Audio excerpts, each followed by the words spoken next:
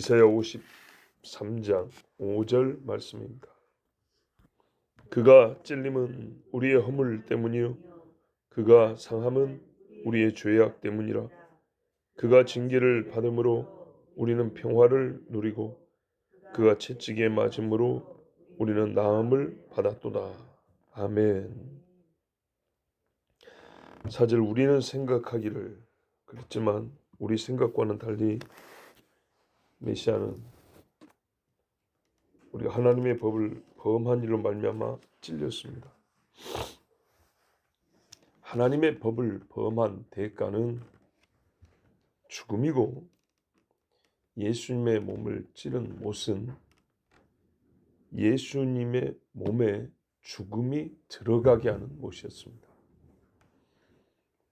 예수님은 하나님께 징벌을 받을 만한 일을 한 적이 결코 없고 오직 하나님의 뜻을 따라 하나님의 법을 어긴 우리의 그 허물, 우리의 그 불법에 대한 대가로 자기 몸에 죽음의 일을 상처를 입었습니다. 예수님의 육체성에 대해서 여러분에게 조금 더 자세히 말씀드리고 싶지만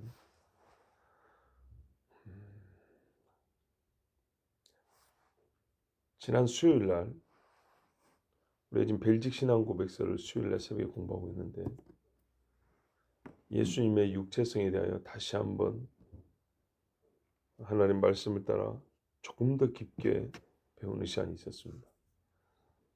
오늘은 이렇게만 말하죠. 찔림은, 예수님이 찔림은 이 육체에 죽음이 들어가는 그런 찔림입니다. 그가 상함은 우리의 죄악 때문이라. 예수님의 온몸이 상했습니다. 정상적인 신체 기능을 할 수 없습니다. 왜요? 다 파괴됐기 때문입니다. 머리끝부터 발끝까지 육체가 할 수 있는 본래의 기능을 다 상실했습니다. 이게 죽어간다는 얘기입니다. 죽음이 가까이 오면 폐도, 심장도, 혈관도 다 제 기능을 못합니다. 어느 한 군데가 죽음의 힘을 직격탄으로 맞는 가장 크게 받는 수치로 따지자면 그렇게 나눌 수 있겠지만 온몸이 죽음의 힘에 눌리게 됩니다. 온몸 신체가 다 파괴되면서 죄값을 치렀습니다. 죄가 몸에 붙어있는 자는 죄의 고통을 당한다고 했습니다. 어제 말씀에 우리가 염증이 하나 있잖아요. 이 염증을 달고 삽니다. 이 염증의 고통이 몸을 지배합니다. 냅두면 점점 퍼져갑니다. 암세포가 점점 퍼져가죠. 죽음이 점점 몸에 퍼져갑니다. 그건 좀 시간이 걸리는 것이죠. 그렇지만 예수님이 당한 고통은 온몸에, 여기만 염증이 있는 게 아니라 온몸에 염증이 있다고 한번 생각해 보세요. 암세포가 온몸에 퍼진다 그러죠. 온몸을 죄가 덮었습니다. 그 몸에 죄가 베어들지 않은 곳이 하나도 없습니다. 그래서 죄 없이는 십자가에 달린 예수를 볼 데가 없습니다. 죄를 배제하고 예수님의 어떤 한 머리카락이나 손톱 하나도 볼 수가 없습니다. 죄입니다, 죄. 예수님의 육체와 연합된, 보세요. 이게 이제 중요한 건데요. 영예까지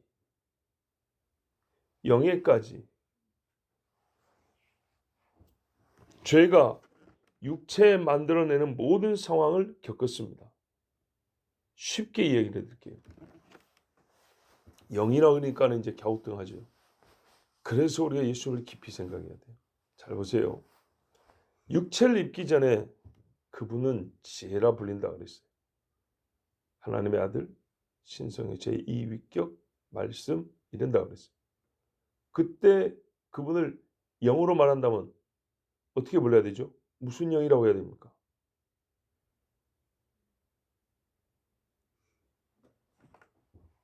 영이라면서요. 그 영을 어떻게 불러야 될까요? 그냥 영 그럴까요? 그냥 영 그러면 영이 얼마나 많은데. 딱 고유하게 무슨 영 이렇게 불러야 될 거 아닙니까? 우리 잘해봐야 아들의 영 뭐 이렇게 부를 수 있겠죠. 그 다음에요. 육체로 오신 그분은 뭐라고 부르죠? 이름을 예수라고 부르죠.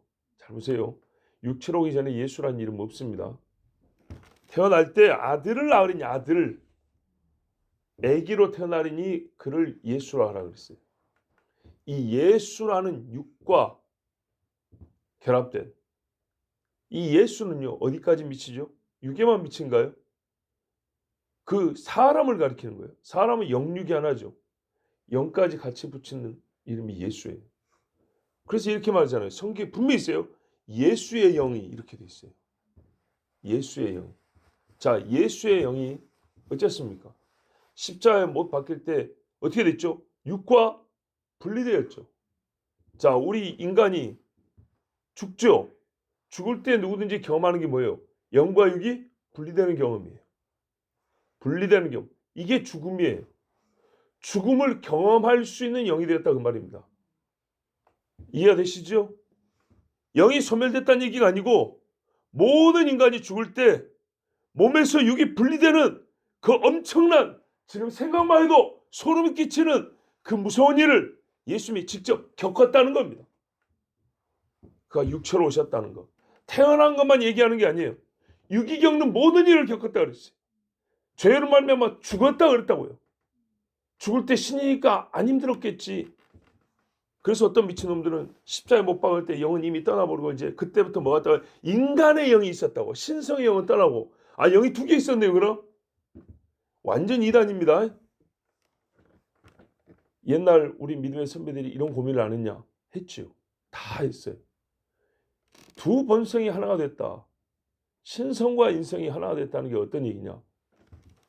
잘 보세요. 영은요. 피조물의 영이 아니에요. 피조물의 영이 아닌데 피조물의 육체를 입었다고 돼 있어요. 뭐 껍데기 속에 들어오기만 했냐? 아니랄까요. 물과 기름처럼 따로 놀았냐? 영적인 일이 하나 있고 육적인 일이 따로 있었냐? 아니라니까요. 여러분, 우리 영육을 분리해서 경험합니까? 교회에서 예배드릴 때는 영혼만 기쁘고 그러면 몸이 안 피곤해야 되겠네요. 근데 영혼이 기쁘면서도 몸이 피곤해지죠. 재밌죠? 몸이 피곤해서 눈이 감기면 영혼이 기뻐집니까? 안 기뻐집니까? 기쁨이 중단되죠. 5초 동안. 그러다가 눈 딱 뜨면 어떻게 해요? 바로 안 기쁘죠. 왜? 정신 들어올 때까지 안 기쁘거든요. 뭔 말인지 못 알아먹고 좀 미안하고 멋쩍고 그러면서 육이 정신이 멀뚱멀뚱 들어올 때까지 영도 못 기쁩니다. 이게 참 신비한데요. 예수의 영 이렇게 불렀어요. 예수의 영이 그래서 어떻게 됐냐? 잘 보세요. 음부에 내려가서 뭐가 내려갔다는 거예요? 육은 여기 무덤 속에 있어요. 영이 어디 갔냐고요. 우리 사도신경에 원래 뭐가 있다고요? 그가 음부에 내려가서 이 말씀이 있어요. 성경에도 뭐라 했어요? 그를 사망의 그대로 내버려 둘 수 없습니다. 사망을 경험했다는 얘기입니다. 모든 인간이 겪는 죄인이 어디 갑니까? 음부고 지옥에 갑니다. 예수님이 지옥에 들어가서 성경에 분명히 있는 말이에요. 있어요. 베드로가 분명히 말했어요. 우리 이제 감정적으로 용납하기 어려운 거예요. 항상 어제도 주제가 뭐예요? 우리는 생각하기는 문제였어요. 우리는 뭘 생각하냐? 왜 생각하냐? 뭘 근거로 생각하냐?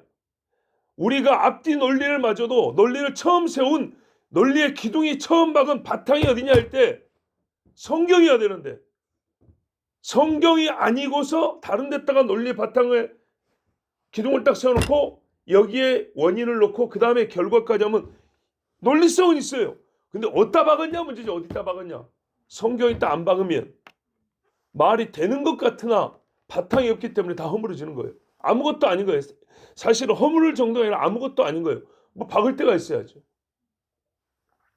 그런데 우리의 이성으로 이해하기 어렵지만 성경 자체가 가르치고 있어요. 뭐라고? 우리가 이해하기 어려운 것들이 있다 그랬어요. 그러나 이해하기 어려우면 어려운 대로 나 잘 모르겠습니다 그러면 된다 그랬어요. 아는 척하지 말고 그건 모르겠습니다 이러면 돼요. 성경의 바탕을 두고 생각하라고요. 성경에 뭐라고 하냐 분명히 그가 지옥에 갔다 이렇게 돼 있어요. 다시 하나님이 일으켰다. 이게 죽음을 경험했다는 거예요. 육체를 입어서 여기까지 경험한 거예요. 영이 육을 입었다는 것은 모든 인간이 육을 입은 것처럼 그 육이 죄인된 육이 경험해야 될 모든 것을 죄인의 육이 경험해야 될 모든 걸 다 겪었다는 얘기입니다. 원래 그분이 겪을 이유가 있어요 없어요? 없는데 겪었다는 거예요. 어디까지? 죄인이 들어가는 지옥에까지 가봤다는 겁니다. 근데 거기 왜 들어갔냐? 죄를 짊어지니까 죄를 거기다 던져놓으러 간 거죠. 예수님이 거기서 불꽃 가운데 고통을 당했냐? 성경 보면 그렇지는 않아요. 그거는 아니에요. 만약에 불꽃 가운데 들어가 버렸으면 어떻게 되는지 아십니까? 예수님이 본인이 죄인이 되는 거고. 왜 그러냐고 보세요. 거기서 죄를 만약에 부활해야 되잖아요. 부활은 죄를 갖고 부활할 수 없죠. 죄를 끊고 부활했는데 죄만 거기다 그냥 덤프트럭에 갖다가 퍼놓고 오듯이 거기다 던져놓고 왔다. 그건 아닙니다. 이걸 어떻게 참 이해해야 될지. 본래요. 죄인과 죄인은 분리될 수가 없죠. 그죠? 죄인과 죄인은 분리될 수 없기 때문에 영원히 가는 겁니다. 모든 인간은 죄에서 영원히 가는 이유가 분리가 안 돼요. 근데 이게 참 신비인 거예요. 왜냐하면 예수님만 이게 다르단 말이에요. 왜냐하면 예수님은 본인이 죄인이 아니란 말이죠. 죄인이 아닌데 모든 사람의 죄를 자기가 대신 짊어지는 책임을 지고 그 짐을 짊어지고 죽었단 말이죠. 이게 이 두 가지를 하나님의 의 안에서는 어떻게 했냐면 예수님이 지옥에까지 가는 것인 그 일을 감당하는 걸로 하나님이 그렇게 정했어요. 만약에 그렇지 않으면 그 죄를 지고 예수님이 거기 영원히 있어야 되는 거예요. 그러면 뭐가 해결이 안 돼요? 죄의 값이 치러졌다는 게 해결이 안 되죠. 우리가 다시 의롭게 된다는 게 해결이 안 되죠. 왜? 저 지옥에 있는 사람이 불꽃 속에 들어가서 죄가 해결돼 버렸으면 다 나와야죠. 지옥이 그러면 없어져야 되죠. 이게 또 다른 현대파 이단들이 주장하는 거예요. 고대에도 이런 말이 총괄 갱신설이라고. 지옥에 가면 불꽃이 죄를 사하는 게 돼버린 거예요. 예수 피가 죄를 사하는 게 아니라 불꽃이라는 고통이 그 불이 죄를 사하는 게 된 거예요. 그러면 죄 사함의 방식이 예수 피하고 지옥의 불하고 두 개 돼버린 거죠. 지옥의 불은 징벌이에요. 그래서 징벌, 교화나 교도나 정화가 아니고 징벌이라고요. 이셋셋 하도 징역살이를 교도한다고 이렇게 말을 바꿔놓으니까 지옥도 교도라고 생각하는데 사람을 바꿔서 끄집어내는 걸 생각하는데 전혀 아니에요. 지옥은 벌이에요, 벌. 근데 봐보세요. 죄인과 죄가 분리되지 않기 때문에 그래서 영원히 살잖아요. 근데 이게 뜯어져서 나온다는 말은 무슨 말이에요? 죄가 여기서 이 불이 죄를 해결했단 말이 되는 거예요. 불이 죄를 해결해 주지 않습니다. 죄가 해결이 안 됐기 때문에 죄를 벌하는 불로서 영원한 겁니다. 근데 예수님이 거기서 만약에 영원히 탄다 생각을 해보세요. 그럼 어떻게 되죠? 그거 참 하나님 본성적으로 말이 안 되는 거지만 죄가 해결이 안 됐다는 얘기입니다. 놀랍게도 예수님이 거기서 나와야 그를 믿는 자가 어떻게 해요? 죄가 해결됐다는 게 되는 겁니다. 그 죄를 내가 갖고 들어가면 영원히 타는 거지만 예수님이 갖고 들어가기 때문에 그게 어떻게 어떤 영적 메커니즘 잘 모르겠어요. 하여튼 예수님에게 있어서는 그 죄를 짊어지고 들어가서 거기다 던지고 예수님은 부활하신 겁니다. 그래서 사망을 이겼다. 유일하게. 믿는 자는 바로 요 경험을 하는 겁니다. 그런데 우리가 다 지옥에 들어가서 하는 게 아니라 그 피로 이 땅에서 그 경험, 죄를 이긴 경험, 죄를 정복한 경험을 내 것이 되게 하는 겁니다. 자, 분명한 거는 뭐냐? 예수님이 그래서 그 영이 하나님의 영인데 육의 영인 사람의 영이 경험하는 죽음을 겪었다는 겁니다. 성육신은 여기까지는 거예요. 어떻게 죽을 수가 있어? 아니 죽었다니까요. 그러면서 무슨 아버지여 내 영을 아버지께 부탁하나이다. 그 영은 예수의 영이라 불린다는 겁니다. 예수님의 온 몸은요, 죄의 권세가 뒤덮고 다 채워버렸습니다. 이 고통과 절망을 하늘이 어둠으로 표현했습니다. 이 아픔과 슬픔을 아버지 어찌하여 나를 버리셨나이까로 주님은 외쳤습니다. 그가 징계를 받음으로 우리가 평화를 누리고, 사실은 다른 말이 아닌데 어순을 좀 다르게 했다 할까요? 어법을 좀 다르게 했다 할까요? 우리 번역을 보면 그가 경험한 것이 원인이 뭐냐? 우리 허물 때문이고 죄 때문이라. 후반절에는 그가 경험한 것으로 말미암아 우리가 뭘 얻었다는 거죠. 이거를 때문이라고 표현하고 틀리진 않아요. 목적으로서. 그럼 목적으로서 때문이라고 하지 않고 그냥 결과로서 서술을 했어요. 그 징계를 받아 우리가 평화를 누리는 결과를 얻었어요. 이 교환 관계를 모르는 사람이 없어야 됩니다. 이렇게 교환이 된 겁니다. 주님이 나를 위하여 죽은들, 만약 이것이 심판하는 분으로부터 지불됨으로 여겨지지 않는다면 무슨 소용이 있겠습니까? 내가 대신 벌을 받겠습니다 했는데 그걸 대신이라고 여겨주지 않는다면, 나를 징계하실 권한 있는 분, 곧 하나님 아버지가 주 예수의 죽음을 나는 내 아들이 죽는 걸 원하지 않는다, 나에게 대신이 아니라 인간 네가 죄에 대한 징벌을 받아라. 만약에 이렇게 하셨다면 예수님 본인이 아버지 제발 제 걸로 받아주세요 하면서 죽은들 무슨 의미가 있냐고요? 없지요. 바로 이 교환 관계를 정하신 분이 아버지예요. 성경이 선언하는 사실에 따르면 오늘 이 말씀요, 하나님은 나에 대한 징계를 그리스도 곧 자기 아들에게 내렸습니다. 겸하여 내린 거 아닙니다. 니도 받고 너도 받고 이게 아닙니다. 대신하여 그가 내 징계를 받게 하셨습니다. 이로써 하나님이 우리에게 주시려고 하는 것은 죄 없는 자가 하나님과 누리는 화평이었습니다. 요거를 주려고 대신 죽게 하셨습니다. 예수는 참으로 하나님이 정하신 유일한 화목제물입니다. 최고의 화목제물이 아니고 유일한 화목제물입니다. 그가 채찍에 맞음으로 우리는 나음을 받았도다. 하나님은 죄로 죽은 자를 살리고 죄로 병든 자를 고쳤고 죄의 힘이 장악한 자들을 자유케 하고자 하는 목적 때문에 아들을 채찍으로 때렸습니다. 그 말은 우리를 아들을 내어 주실 만큼 사랑했다는 말입니다.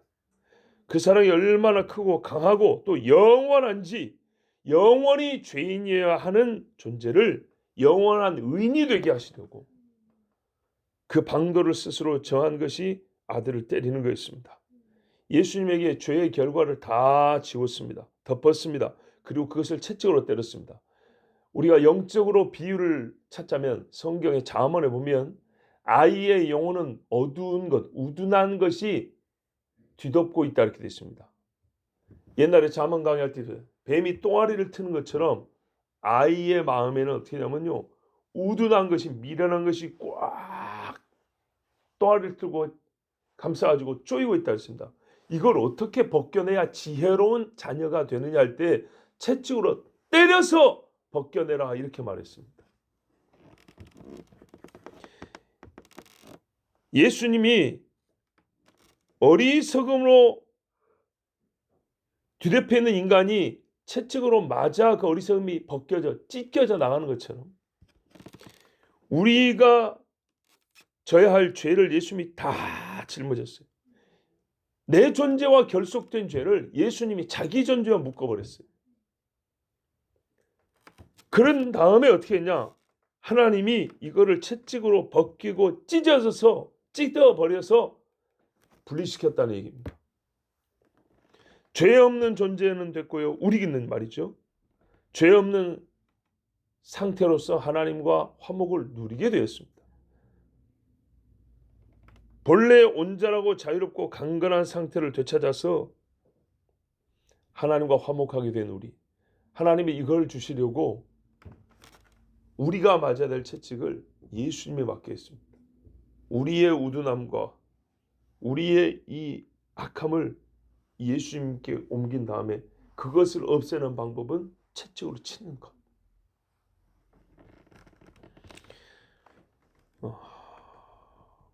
예수님 등판에 올려놓고 때렸습니다. 무시무시한 채찍질로 자기 아들을 아끼지 아니하고 내리쳤습니다. 우리 죄인을 위하여 그 아들을 죄로 삼으셨습니다. 그러므로 하나님의 아들이 죽음으로, 그 아들이 죽음으로 죄인에서 의인된 저와 여러분입니다. 다시는 하나님과 원수되지 마십시오.